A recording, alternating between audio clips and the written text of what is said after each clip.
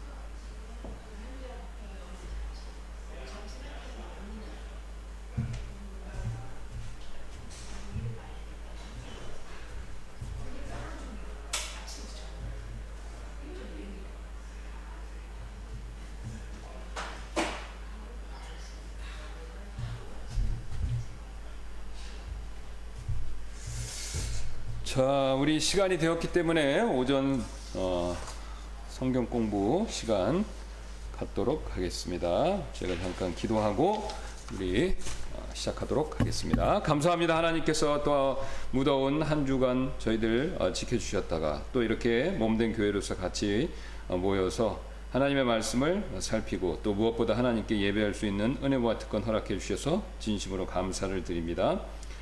세상에 여러 가지 어려움과 고난과 문제가 많고 또 우리가 생각하는 것보다 훨씬 우리가 이해하기 어려운 일들이 많이 벌어지고 있지만 그럼에도 불구하고 하나님이 이 세상을 다스리시고 또 하나님께서 특별히 구원받은 자들을 함께 해주시고 또 지켜주시고 또 선하게 이끌어 주신다는 놀라운 진리로 인해서 다시 한번 감사를 드립니다.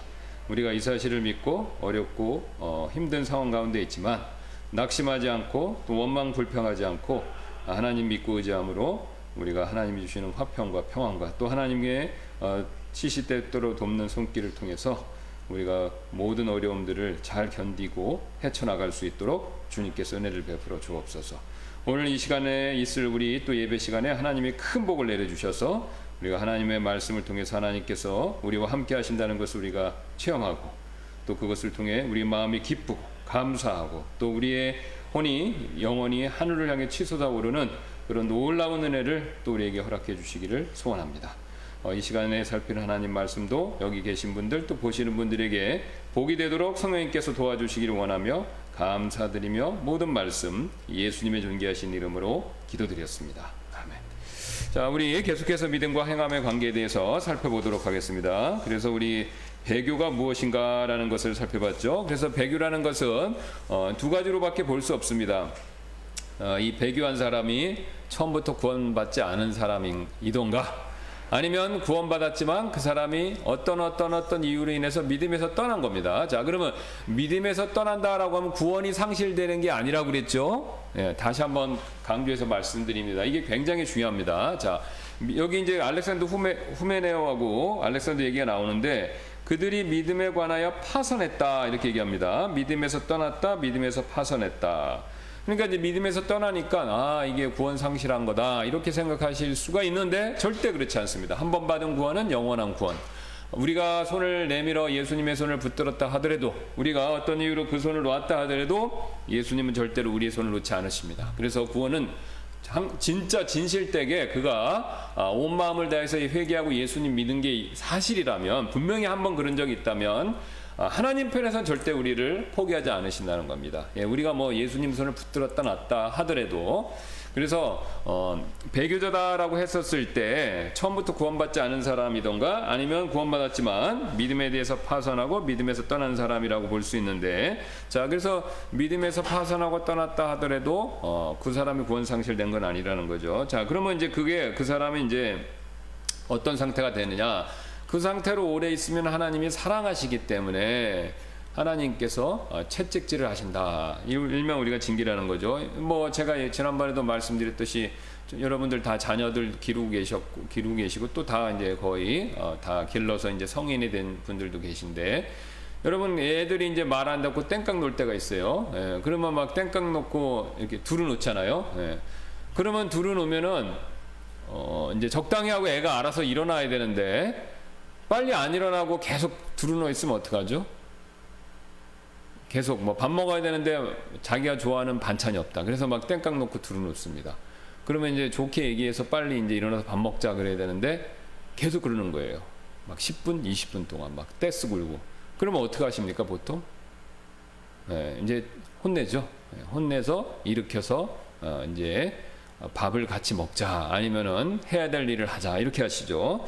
자, 그거와 동일한 원리입니다. 하나님도 처음에 우리가 믿음에서 파선해서 믿음에 떠나 있고 그리스도인답지 못한 삶을 살 때 처음에는 하나님이 그냥 내버려 두십니다. 기회를 주시는 거죠. 알아서 회복하고 돌아올 수 있도록. 근데 그럼에도 불구하고 계속해서 그런다 그러면 하나님이 징계, 채찍을 내리십니다. 자, 그래서 징계, 채찍은 여러 가지 내용이 있죠. 뭐 일명 우리가 얘기하는 불행입니다. 재산이나 가족을 잃거나 심지어는 건강과 생명마저도 잃게 될 수 있다. 그런 내용을 우리가 살펴봤었죠.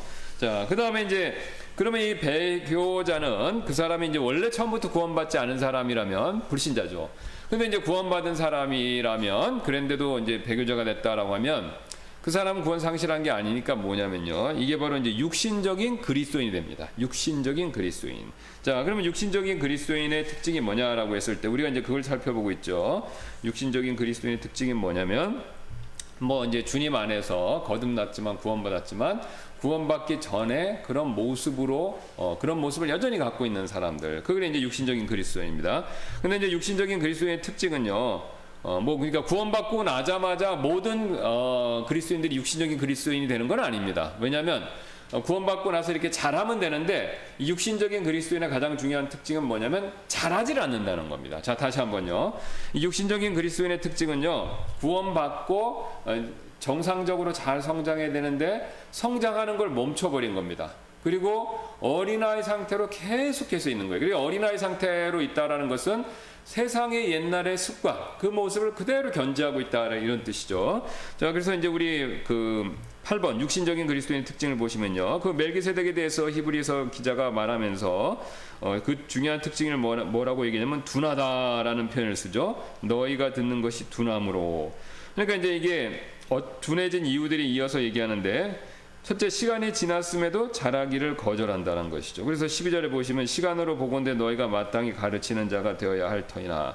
왜 이 말씀을 얘기하냐면요. 우리 그리스도인들은요. 복음의 빚진 자입니다. 복음의 빚진 자라는 게 뭐냐면요.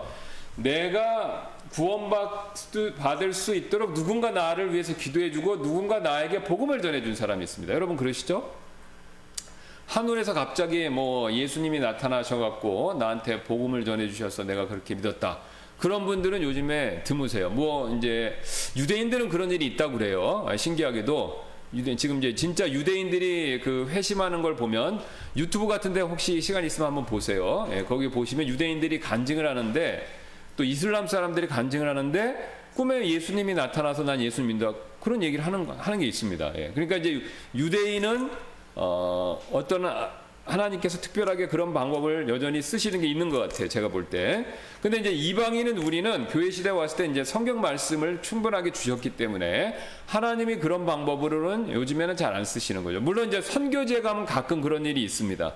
실제로 이제 뭐 아마존, 뭐 아프리카 이런 오지 뭐 이런데 뭐 태국 라오스, 캄보디아 뭐 이런 데 그렇죠. 그런 데 가면은 하나님이 이제 특별한 방법으로 역사하시는 일이 가끔 있죠. 그런 게 있는데 그 시점을 지나서 어느 정도 이제 복음이 왕성해서 많이 전해지고 그런 경우가 되면 하나님이 그런 방법은 주로 거의 안 쓰십니다. 이제 자꾸 근데 그런 방법만 붙들고 하나님께 나아가려고 그러면 이제 이게 이제 신비주의가 되는 거죠. 그리고 이제 더 가면은 이제 극단이나 이단으로 가는 지름길이 되고요. 그래서 우리가 성경 말씀이 있기 때문에 꼭 굳이 그런 것을 강구할 필요는 없습니다. 그렇다고 해서 뭐 그게 100% 무조건 마귀에게 오고 잘못된 것이다라고 얘기하기는 어렵고요. 자, 어쨌든 이 하나님께서 이제 우리가 구원받고 나면은 자라야 되는데 왜 자라는 게 필요하냐면 우리가 복음의 빚진 자가 됐죠. 그래서 제가 복음을 받았어요. 그럼 이 복음을 나만 가지고 멈추면 안 되죠. 이 복음은 어떻습니까? 다른 사람들한테 전해야죠 또. 이 마지막 때 하나님께서 사람들을 구원시키는 방법을 천사를 통해서도 아니고 사람을 통해서 사람 대 사람으로 복음을 전하는 방법을 하나님이 그렇게 정하셨습니다. 그게 이제 주된 방법이죠. 그러니까 아까 말씀드렸던 꿈이다 이런 거는 굉장히 부수적이고 소수고, 주된 방법은 하나님이 사람이 사람에게 복음을 전하는 방법을 통해서 했습니다. 그래서 그 대표적으로 그런 방법을 쓰시는 내용이 어디 나오냐면, 이 베드로에게 천사가 나타난 적이 있죠. 여러분 아시죠? 고넬료한테 복음을 전할 때. 근데 천사가 이 고넬료한테 나타나서 사람을 부르래라는 거예요. 그러니까 천사가 그때 복음을 전해줄 수도 있었는데 자기가 전해주질 않고 뭐라고 하냐면 사람을 요바에 보내서 베드로라는 사람을 데려오라고 얘기합니다. 그가 네가 무엇을 해야 될지 알려줄 것이라고 이렇게 얘기해요. 그러니까 이제 그게 뭐냐면 굉장히 중요한 원리입니다. 이 이방인 때 이 시대에는요, 하나님이 사람을 쓰신다는 거죠. 자, 그래서 우리가 이렇게 전해야 되는데, 그러면 우리가 이제 이걸 전해야 되는데 전하지 못하고 계속 그 상태로 머물면 그게 이제 육신적인 그리스도인이 된다는 겁니다. 쉬운 예로 우리가 부모님들이 자녀들을 기르는 목적은 자녀들이 이쁘고 사랑스럽지만 부모님들이 죽을 때까지 자식을 끼고 있으려고 하고 그런 건 아니잖아요. 그렇죠? 예. 장가 안 가고 나는 우리 자식을 내가 죽을 때까지 같이 데리고 있어야겠다, 이런 부모님은 없으세요. 제가 보니까. 저도 보니까 자녀가 장성하면 가정을 이루고 뭐 피치 못할 사정이 있어서 뭐 독신으로 있을 수도 있습니다만, 장성한 자녀가 가정을 이루고 또 그 자녀가 또 자식을 낳아서 또 자손을 이렇게 낳았고, 이게 정상적인 방법입니다. 그러니까 우리가 다 누구든지 그걸 원하는 거예요. 그러니까 하나님도 우리가 자라서 다른 사람들을 복음으로 나을 수 있게 되기를 원한다는 거죠. 그러면 우리가 자라야 되는데 못 자라고 항상 어린아이 상태로 있는 거, 그게 바로 이제 육신적인 그리스도의 특징이라는 겁니다. 자, 그래서 시간으로 보건대 너희가 마땅히 가르치는 자가 되어야 할 터이나 그렇게 못한다는 거죠. 자, 그 다음에 이제 그렇게 못되는 이유가 있습니다. 뭐냐면요, 이 의의 말씀을 다루는 기술이 부족하기 때문에 그렇습니다. 그래서 거기 히브리서 말씀 다시 한번 5장 보시면, 젖을 사용하는 자마다 갓난 아이이므로 의의 말씀에 능숙하지 못하느니라. 여기 나오죠. 13절에 젖을 사용하는 자마다 갓난 아이이므로 의의 말씀에 능숙하지 못하니라. 지금 이제 의의 말씀에 능숙하지 못한 것을 갓난 아기에 비유하는 건데, 자, 여러분 이게 무슨 뜻이냐면요, 여기 보시면 이 갓난 아이는 젖만 먹습니다. 단단한 음식을 못 먹죠. 그러니까 맨날 그것만 먹어야 되는 거죠. 그러니까 그 아이가 뭘 먹느냐라는 걸 보면 그 아이의 수준을 알 수가 있어요. 그러니까 젖만 계속 먹고 있으면 갓난아기라는 거죠. 자, 그것과 마찬가지로 우리가 영적으로 성장하려면 말씀을 먹어야 됩니다. 말씀. 뭐 봉사 열심히 한다, 기도 많이 한다, 이런 건 다 부차적인 겁니다. 이런 건 다 부차적인 거고, 하나님의 말씀을 먹어야 우리의 속사람이 자라게 돼 있습니다. 근데 자라는데, 자, 그러면 이제 말씀을 먹고 자라야 되는데, 이 말씀이 젖에 해당하는 게 있고 단단한 음식이 있습니다. 우리가 아이들에게 이제 길렀을 때 보시면 그러니까 그 젖을 먹이고, 그 다음에 유아식을 먹이고, 그 다음에 일반 음식을 먹이잖아요. 그거가 똑같습니다. 그러니까 말씀도 단단한 게 있고 젖에 해당하는 게 있어요. 기초 분량이 있고 더 장성한 분량의 내용들이 있습니다. 그러니까 그것을 순차적으로 받아들이고 그것을 습득해야 되는데, 그걸 못하면 문제가 있다는 겁니다. 자, 그래서 말씀을 사용해서 특별히 옳고 그름을 분별하고 이를 행하는 기술이 부족해진 것을 얘기하는데요. 자, 그러면 이제 젖만 먹고 단단한 음식을 먹지 못하는데 그게 이유가 뭐냐? 자, 거기 이제 제가 마지막에 나눠드린 내용을 한번 봐주시면 되겠습니다. 셋째, 젖만 먹고 단단한 음식을 먹지 못한다. 자, 아기가 새로 태어나면 먼저 젖을 먹이는 것과 마찬가지로 어떤 사람이 다시 태어나면 그 사람은 가장 먼저 복음의 기본적인 내용을 배우고 알아야 합니다. 그렇죠? 자기가 태어났는데 자기가 어떻게 태어났는지 모르면 굉장히 정체성의 혼돈이 있습니다. 제가 어렸을 때는요, 이런 얘기를 많이 했어요. 우리 그 직군 친구들이 초등학교 저학년일 때입니다. 너는 너희 부모님이 니네 진짜 부모님이 아니라는 거예요.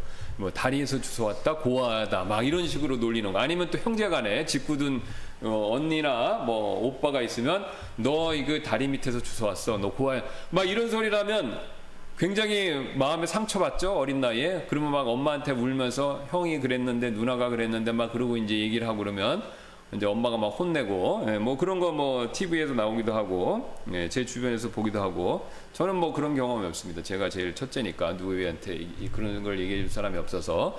자, 그런데 이제 어쨌든 그런 일이 벌어지죠. 그러면 이제 어린 마음에 굉장히 상처받고, 그걸로 인해서 내가 이거 고아인가? 나는 뭐지? 이런 생각들을 많이 하죠. 게다가 또 제가 옛날에도 한번 말씀드린 적이 있는데, 제가 미국에 이제 신학교에 있으면서 입양된 한국 사람들을 본 적이 있었어요. 많이 가끔 만났습니다. 두 사람 이상을 만나봤는데, 이 사람들은 크면서 지금도 이제 제가 잘 아는 저를 안수를 받은 그 교회 목사님 아드님이 한국 아이를 또 입양을 해서 지금 기르고 있어요. 그래서 이제 그분하고도 그런 얘기를 했는데, 이게 자기가요, 사람이 크면 자기 정체성에 대해서 관심이 있습니다. 그러니까 애가 어렸을 때는 잘 모르지만 크다가 엄마 아빠하고 왜 나는 이 피부 색깔이나 모습이 틀리지? 그잖아요. 엄마 아빠는 백인인데 자기는 동양인이란 말이에요. 그러니까 이제 정체성에 대해서 궁금해진다는 겁니다. 그러면 이제 그거에 대해서 관심을 갖고, 제 아는 목사님은 이제 일부러 얘기를 해주셨다고 그러더라고요. 그 궁금했을 때. 그래서 한국 사람이고 이렇게 입양돼서 왔다. 하지만 우리가 아들로서 입양해서 지금 너를 사랑한다. 예, 그거를 말씀을 계속 해주신다는 거예요. 그러니까 얘는 자기가 부모님은 지금 현재 부모님이지만 자기 정체성은 한국인이라고 생각해요. 그래서 우리가 가끔 기회가 있을 때 뭐 조그만 자잘한 이런 선물 같은 걸 보내주는데, 한국 기념품 있죠? 이 인사동이라는 데가 파는 그런 거를 보내줘요. 예, 뭐 티셔츠인데 태극기가 있다든가, 아니면 한국 고유 놀이 같은 거, 뭐 윷놀이 뭐 이런 거, 예, 하여튼 그런 걸 보내줘요. 그러면 그걸 할 때 자기 좋아한다는 거예요. 예, 재밌어하고. 그러니까 사람은요, 자기의 정체성, 나는 누구인가, 이거를 굉장히 소중하게 생각합니다. 이게 뭐 속된 말로 하면 그거 알면 그게 밥 먹여주냐, 이런 얘기들 우리 어르신들이 옛날에 그런 얘기 많이 했는데, 그렇지 않습니다. 예, 그렇지 않습니다. 사람은요, 빵으로만 사는 존재가 아니라 우리가 영적인 존재이기 때문에 자기가 어디서 와서 지금 어디로 가는지 이거에 대해서 궁금증이 있어요. 원천적인.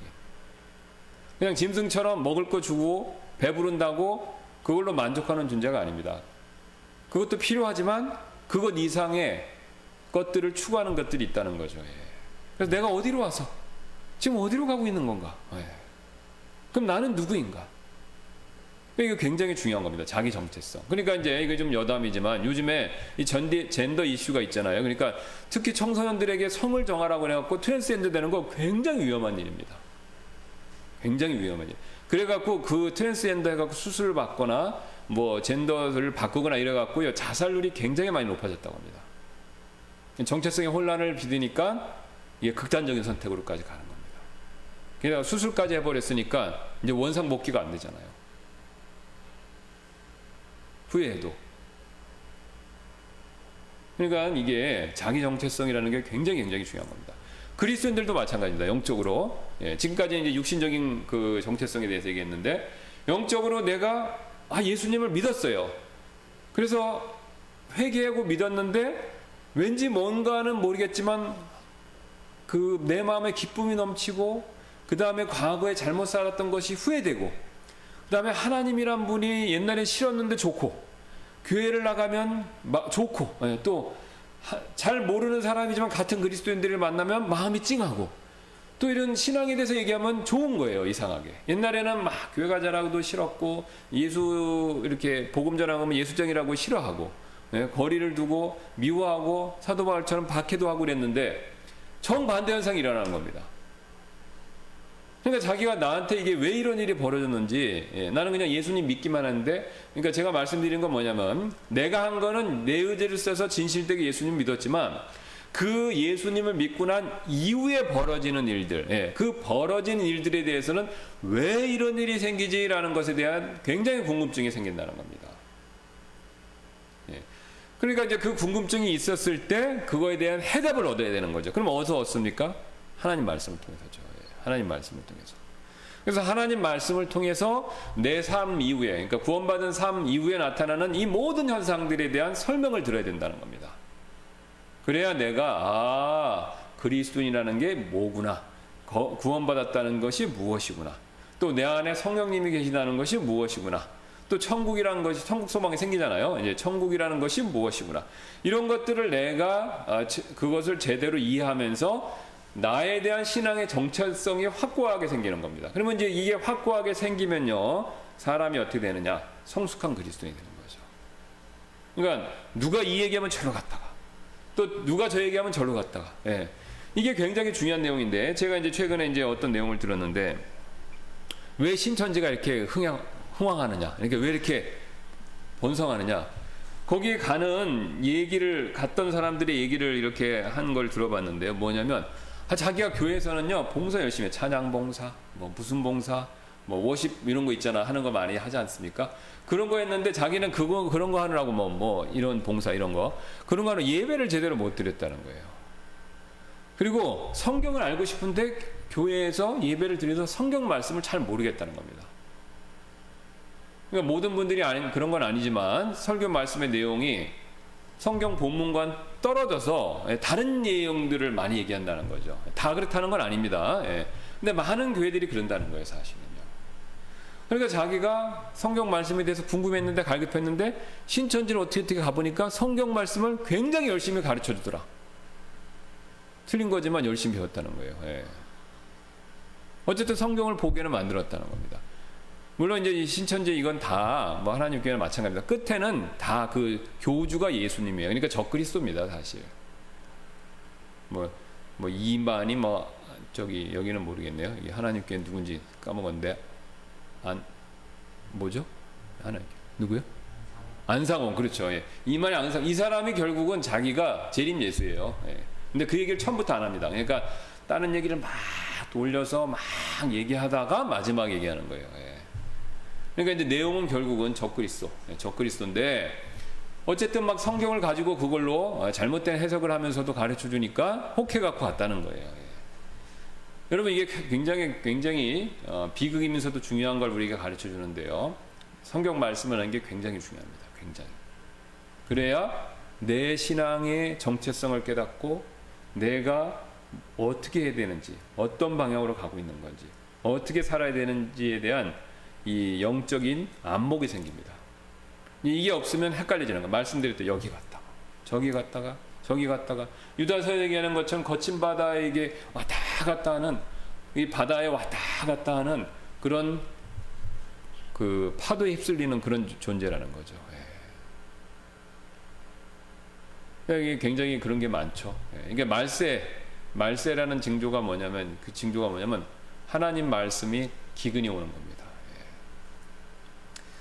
이게 누누이 제가 말씀드리지만, 하나님께서 말씀을 어렵게 만들고 그러시진 않으셨어요. 물론 이제 그게 굉장히 깊은 내용들도 있습니다. 굉장히 있지만 대부분의 기본적인 내용은 어려운 게 아닙니다. 들으면 이해하실 수 있어요. 이해하실 수 있어요.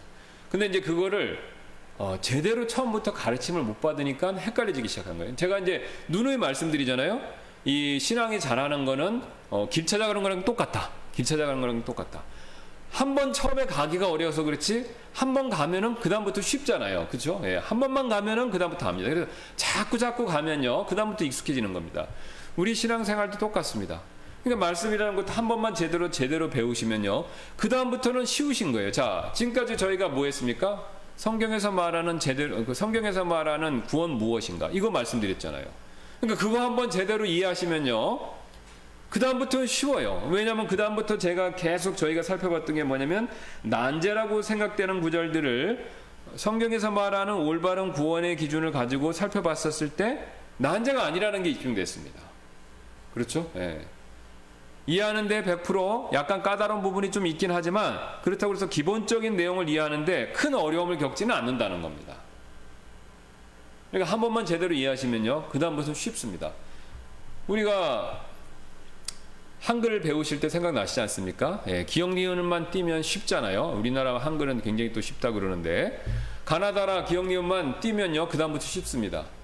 우리 수학도, 산수도 마찬가지잖아요. 산수도 구구셈 같은 것만 구구셈만 띄면 그 다음부터는 곱셈, 나눗셈 굉장히 쉽잖아요. 그러니까 한 번만 기본만 잘 하시면은 굉장히 쉬운 건데 그게 어려서 안 된다는 겁니다. 자, 그러면 이제 그 내용을 배우지 못했기 때문에 그래서 계속해서 어린아이 상태로 머무는 겁니다. 시간이 많이 지났는데도요.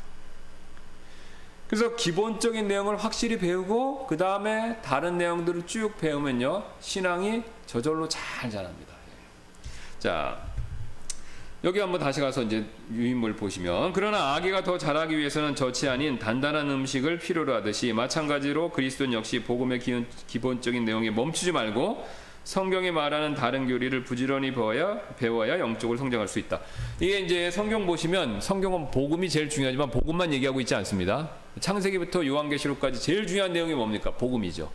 그럼 창세기부터 요한계시록까지 모든 성경 내용이 복음만 얘기합니까? 그건 아니죠. 다양한 다른 굉장히 우리에게 필요한 여러 가지 영적인 내용들을 굉장히 많이 가르쳐 줍니다. 우리가 상상할 수 없는 내용들도 굉장히 많이 있습니다. 사실 그게 더 많죠. 그래서 그런 내용들을 쭉 가르쳐 주시기 때문에 다양하게 배워야 된다는 거죠. 다양하게.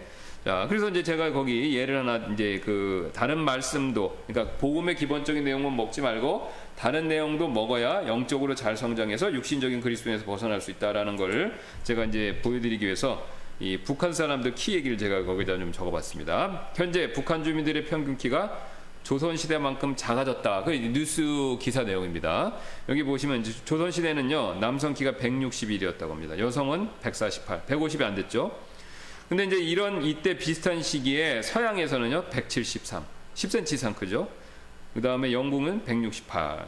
이렇게 이제 조선시대 때는 163, 160, 서양 사람들은 170이었는데 이게 이제 훨씬 작았습니다. 자, 근데 한국은 지난 100년 사이 전 세계 200개 국가 중에서 가장 키가 많이 큰 나라로 조사됐다. 100년 사이에. 그러니까 우리나라, 제가 어제 이걸 봤습니다. 이제 이렇게 유튜브에 이제 뭐냐면 조선시대 찍은 사진들 있죠. 선교사나 외국인들 방문자들이 찍은 사진을 봤습니다. 그 사진을 이제 칼라로 이렇게 복원했는데 여러분도 한번 가서 한번 기회 있을 때 보세요. 그 옛날 조선시대 사진 나올 겁니다. 거기 보시면요 우리나라 옛날 사람들 모습이 나오는데 키가 정말 작더라고요. 그리고 말랐어요. 그리고 새카맣니다. 근데 사람만 마른 게 아니라 거기 우시장이 나왔어요. 마장동인 것 같은데 소도 말랐어요. 그러니까 못 먹으니까 사람들이 다 작아요. 삐쩍 말랐어. 배 나온 사람이 없습니다. 사진 보니까. 키도 작고 왜소하고.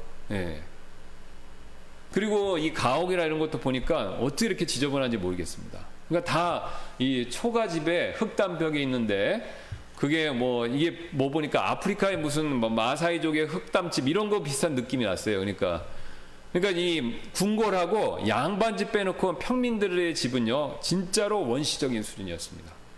제가 이제 월요일날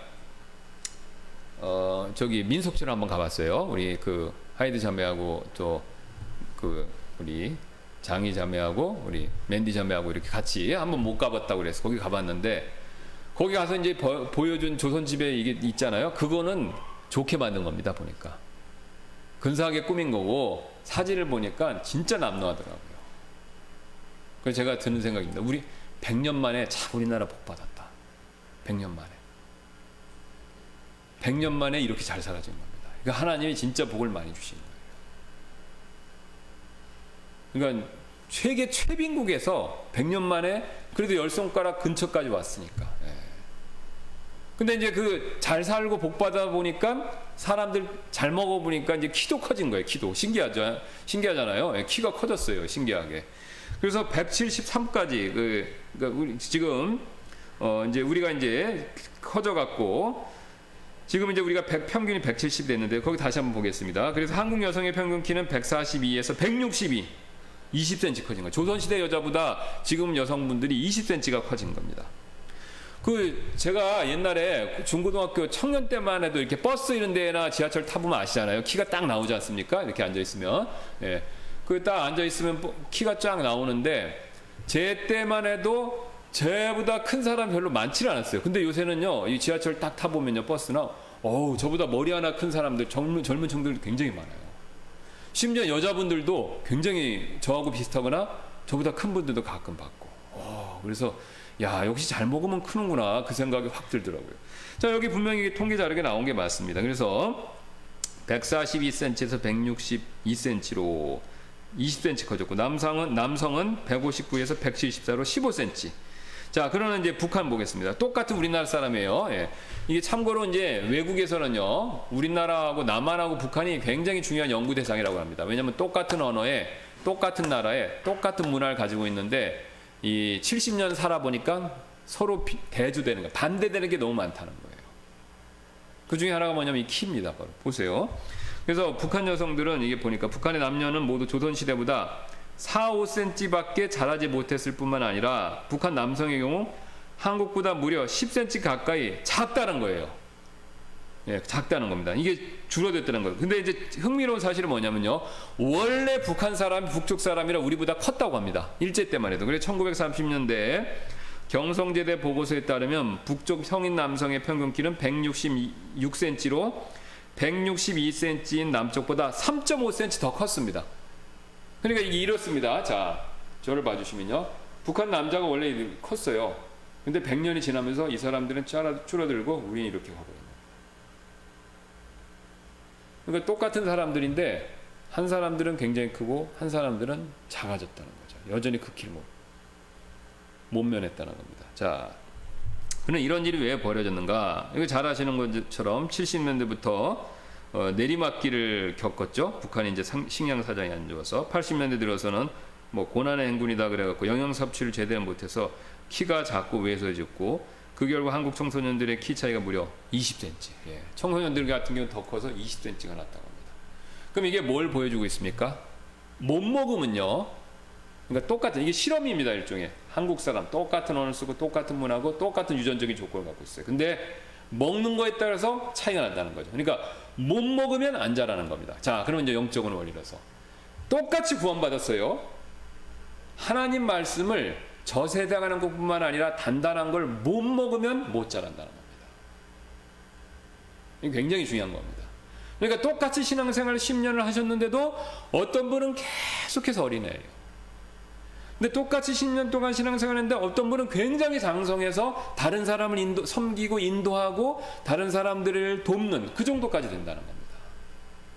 그럼 왜 그렇습니까? 똑같이 10년. 하나님이 차별하시나요? 아니면 뭐 이 사람이 특별히 뭐 어떤 영적인 은사가 더 많아서 물론 그런 것도 있을 수 있죠. 그러나 기본적인 내용은 하나님의 말씀을 젖에 해당하는 것뿐만 아니라 단단한 것을 못 먹었기 때문에 그렇다는 겁니다.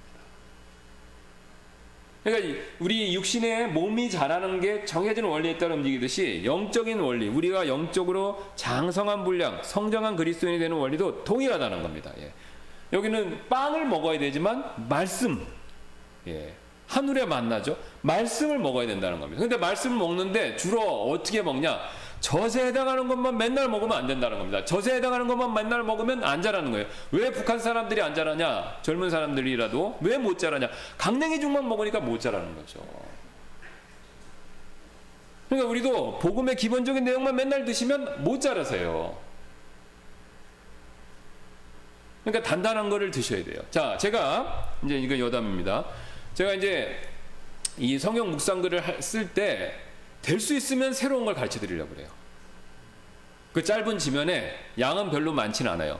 근데 그 주제를 쭉 다루면서 지금 하나님의 이름에 대한 내용 했죠? 그 다음에 이제 예수님의 이름에 대한 내용을 하고 있어요. 그래서 그 말씀에 해당하는 내용이 있으면 어떤 주제가 나오면요. 그걸 제가 주제별로 쭉 될 수 있으면 찾아요. 예, 그래서 구약부터 시작해 쭉. 그러니까 지금 요새는 다윗의 열쇠. 예? 그럼 열쇠에 대해서 문 연다는 개념을 성경을 구약부터 쭉 찾아갖고 그거를 묵상하고 연구하고 그 다음에 다른 신학적인 책도 보고 그래서 정리해서 가르쳐 드리는 겁니다. 그러니까 이제 대부분의 내용들이 처음 보시는 것이 많을 수가 있어요, 사실은요. 예. 근데 이제 그거에 대한 반응이 두 가지입니다. 어떤 분들은 어려워하세요. 예.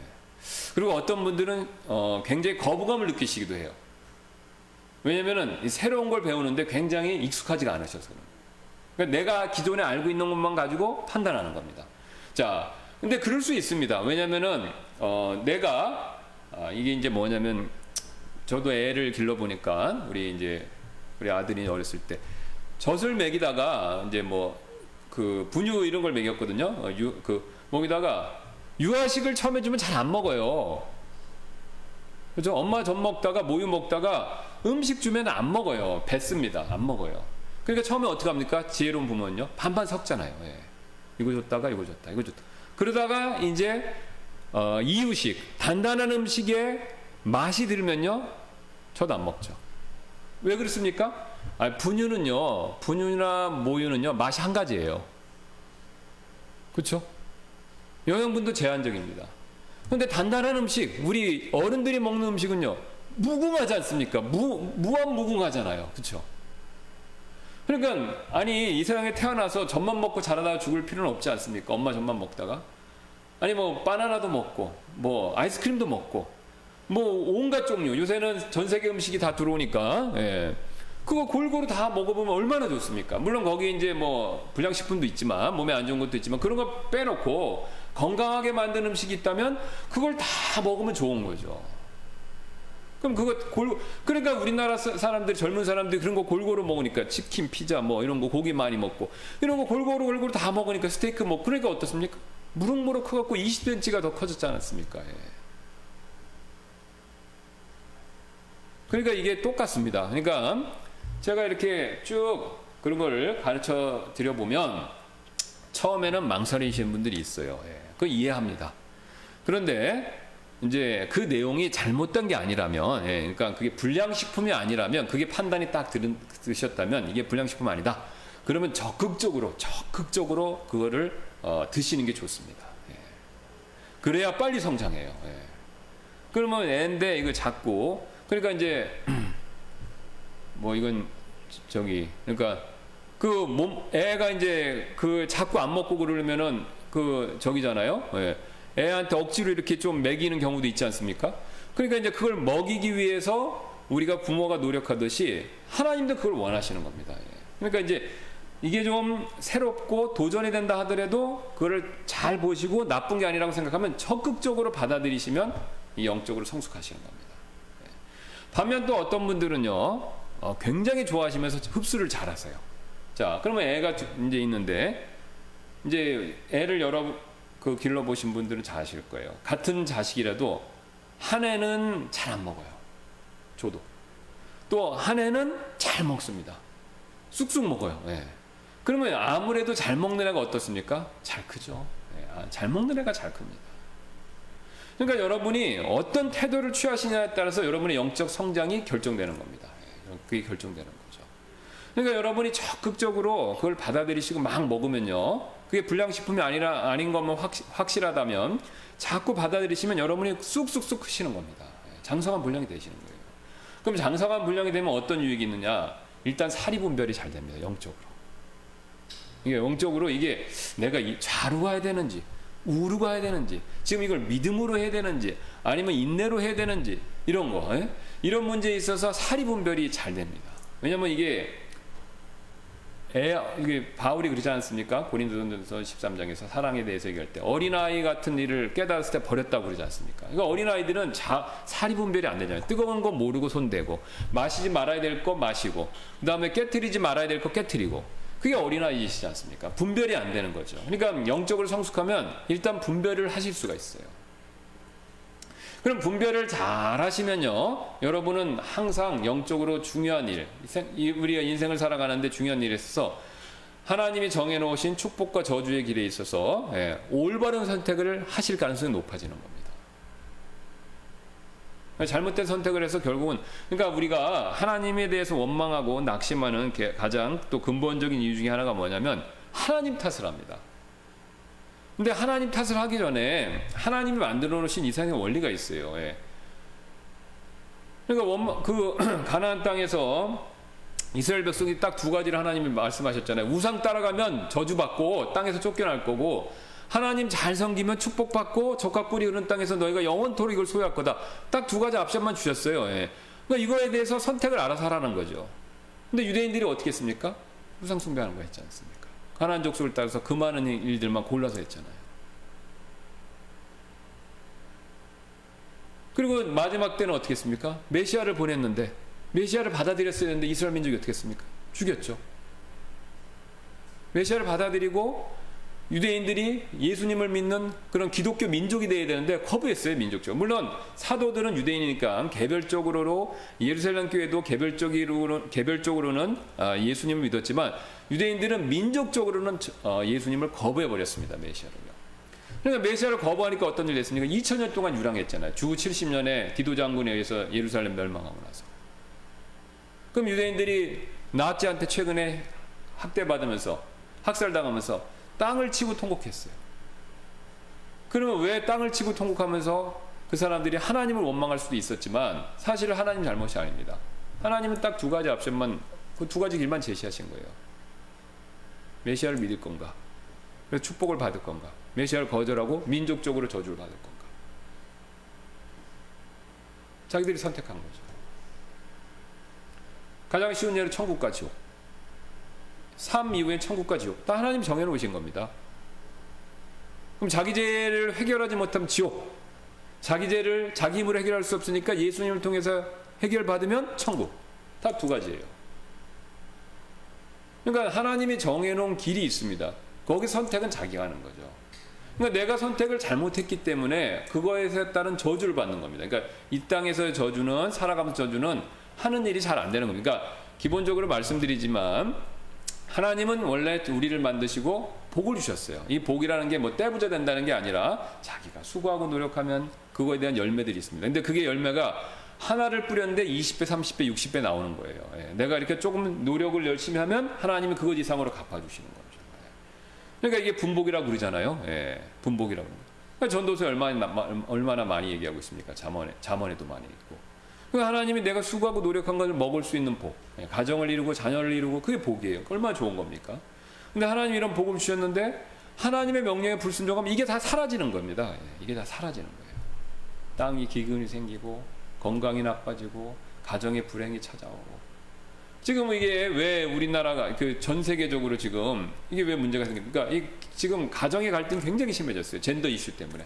그 왜 그렇게 됐습니까? 남자 여자 하나님 정해놓으신 거예요. 그에 맞춰서 결혼하고 살면 돼요.